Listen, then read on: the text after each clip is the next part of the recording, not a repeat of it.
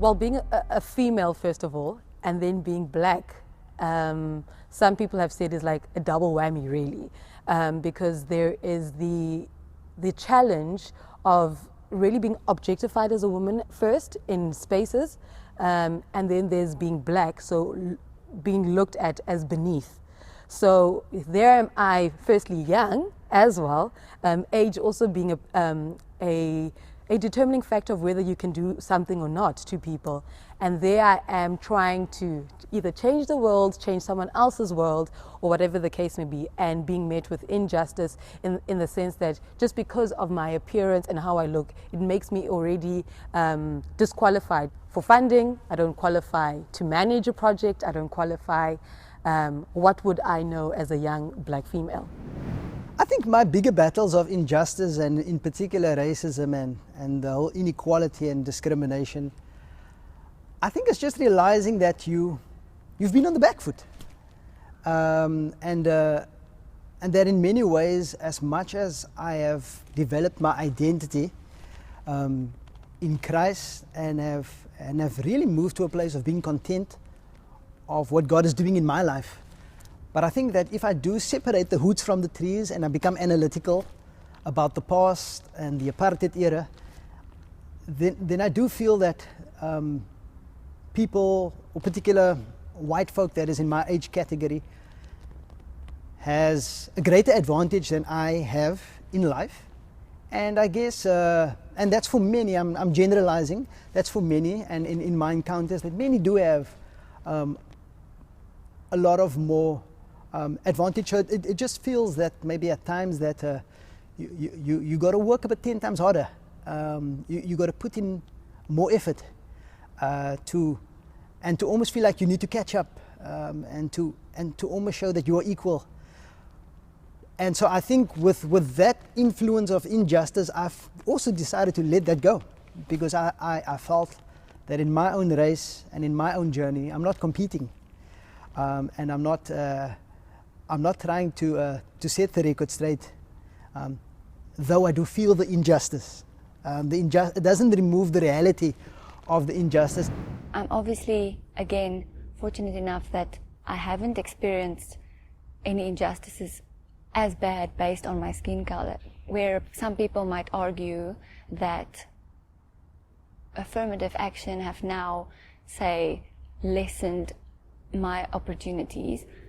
I feel like if it was God's will for me to have that opportunity, I would have gotten it, and He will still provide, and His plan will prevail, and I will get the bursary that I need to get. And that I can speak of experience from that, where I haven't gotten certain bursaries for my studies because they, state that they're going to give more attention to previously disadvantaged, but I always did get a bursary because of people that it was like given by the university to people who haven't gotten bursaries yet. They have applied, but they haven't gotten it. So I was always privileged enough to still get the bursary and still be able to study. So yeah, God's provision has been great. Well, experiencing it, personally, because in a sense, my growth was somewhat compromised by being born in an apartheid society.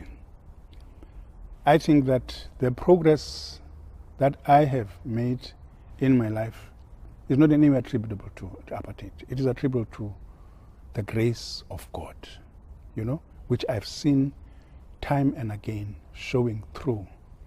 So, and also that then directed me to choose this course of my career, of using my skills, my experience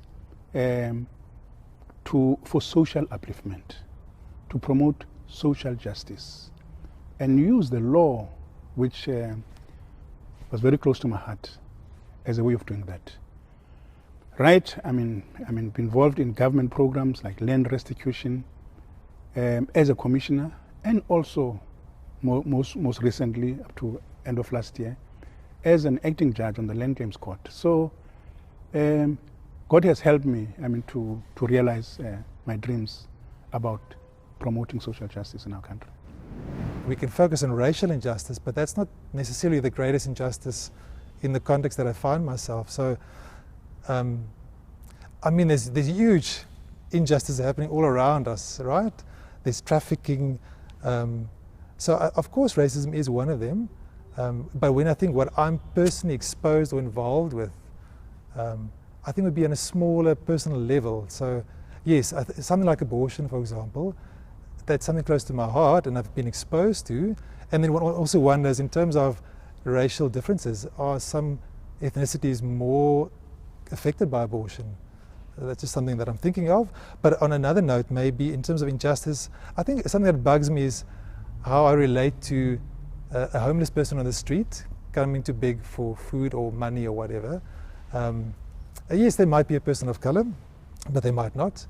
And I guess the common approach we are asked to have is to not give anything and send them to MESS or some other community organization. But one wonders, how do I give to the poor and the needy in a healthy, biblical, appropriate way? So that's something small that I've struggled with, I guess.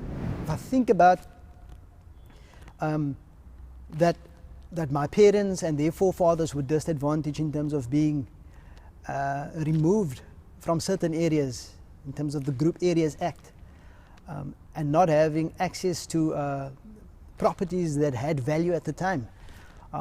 If I think about what value that could have had or could have meant for me now, and what it could have meant for me and for my kids, it feels like I've got to build this first generation with my kids, and I got to put in quite a bit more so that I can hand over a great inheritance which was very minimal and still is minimal for me from my parents or from my mom, even as she's maybe still alive today. So I feel that that's been one of the bigger injustices that I needed to still grapple with, and always remind myself that I'm defined by who Christ says I am, and battle to claim that I'm content in that. I think I can't speak for my generation right now because, like I said before, we are busy living the privilege of what was fought for us by our previous generation. But what I can say about my mom and my dad, obviously apartheid has catered to a certain race, and so obviously a certain race has gotten a boost, especially in the workplace. So I think an injustice that my mom, what I would say she experienced was, after matric, there's not much you can do. There was only certain options that you can be, which is a teacher, and not everyone wants to become a teacher. So she started out in a factory. So for me, she had to work tooth and nail to get to where she is now, which is owning her own business and really being well respected in the workplace. But we have these conversations all the time, and she said that, she tells me, Nikita, you are so lucky to have a 20-year head start of me. And it breaks my heart because she had to start in a factory, and where she is now at 45, she still feels like she's behind compared to other 45-year-olds that was given a different opportunity to start kind of 20 years ahead of her. Why did I start Vumandla? Firstly, it is, let me explain what it is. It's a foundation for specifically women of color and in Africa, and it's really to help them with skills development and training, and to help the women contribute to the economy. Because what I've learned, and I think it's also based on my background of being in a girls' school, was that there are definite pains, there's definite bullying, and there's definite things, that women face that men wouldn't. And I think in a very patriarchal society, we also want to feel valued. And also women want to contribute to their families. Many women are single mothers, and if the bigger paychecks are given to men, and here you are as a single woman with 3 children, how is that fair? So I think the basis of Vumandla Foundation and the network at large is to empower women so that they can contribute to their communities, to contribute to themselves, and definitely help the economy. As I said, for me, it's the one-off work.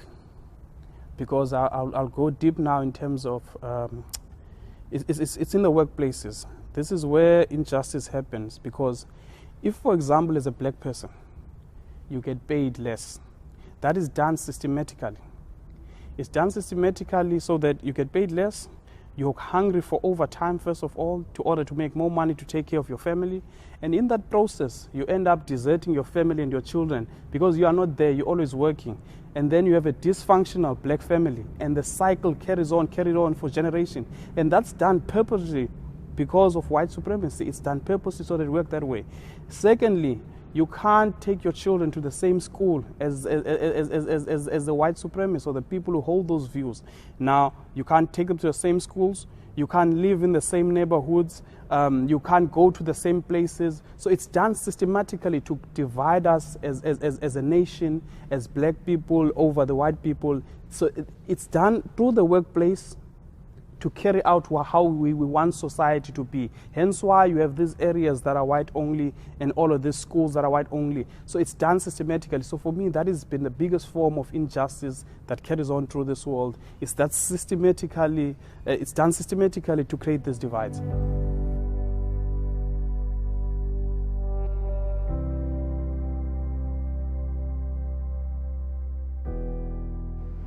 Racism, no, I'm not tired. I won't talk about it every day because that's exhausting. But just having race conversations and race relations, I think it bridges the gap really that has been made and that has been sealed and hammered in places. So speaking about race is something I do so freely actually. And it's something I started at school with my friends because, most of them have been white people as well. So I'd always talk about my experiences, and I have absolutely no problem talking about it now, even though it's said to be uncomfortable and not received well. I can't say I'm tired because I have not engaged this as very much. I've had talks, like just common talks, but not anything even to this extent.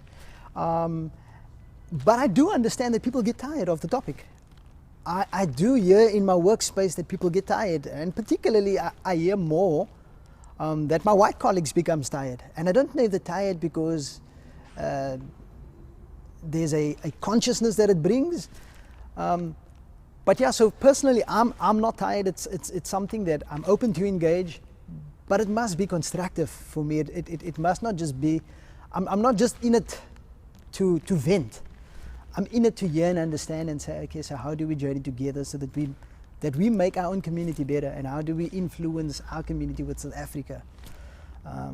So that would be my heart. It can obviously become tiring in family conversations when things get heated and we're trying to correct them and stuff like that.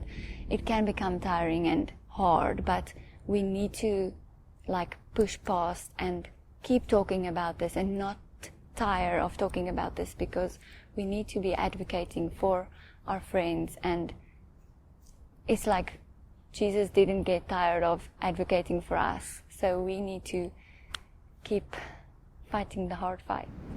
No, I'm not tired. We can't be tired because it's also part of spreading the gospel. It's part of, we can never say that we are tired of speaking the truth.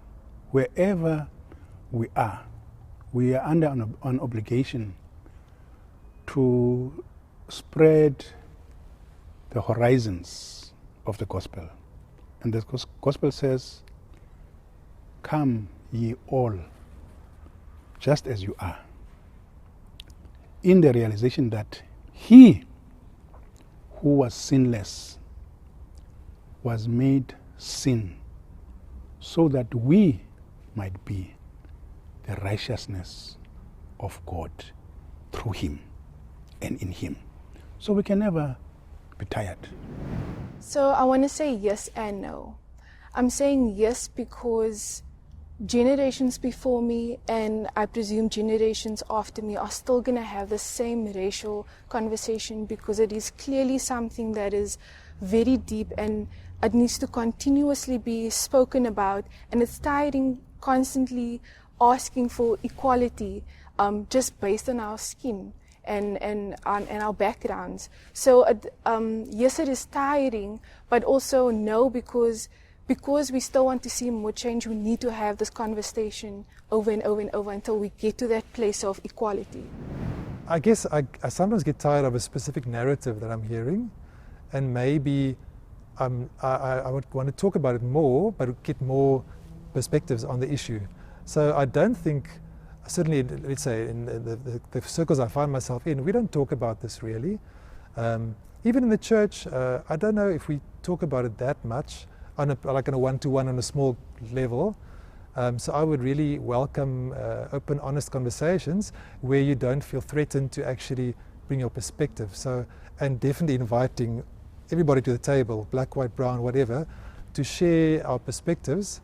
And I think it would be useful to talk about it in the church, in a God-fearing space where the Bible is our foundation, where God's Word can inform us. Yeah, so we're going to need to be humble and honest. But yeah, I would be keen to have kind of stimulating conversations about this. Yeah, I think the narrative that our culture throws sometimes can maybe for some people put them off, or yeah. Absolutely, I'm very tired, and I'm very tired, and I hope I don't have to talk about this, because the reason why I'm tired of it is we always talk, we don't act.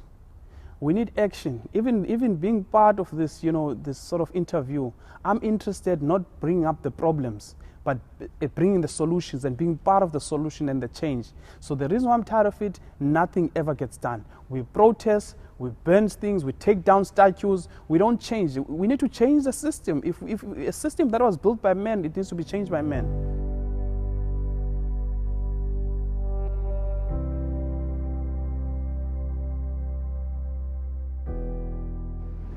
I'll say me too. Hashtag me too. I'm also tired. I'm also, apartheid wasn't my fault either. But the fact that where I grew up was the residue of apartheid can't be fair on me.